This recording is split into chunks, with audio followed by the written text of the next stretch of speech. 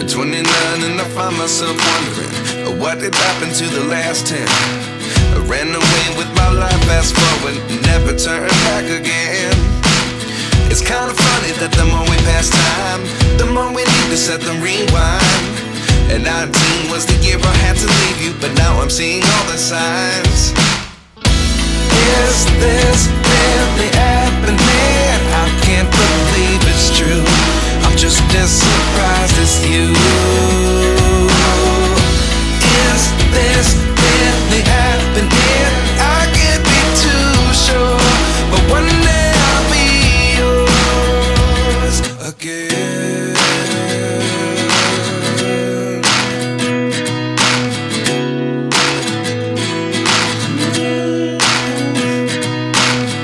Life lessons come one in a dozen. The other 11 give something from nothing. I sit here looking for an answer. Maybe the biggest question was in the last chapter. You gave me the soul I have today. Without you I never could have moved away, but now I see what you teach. I do believe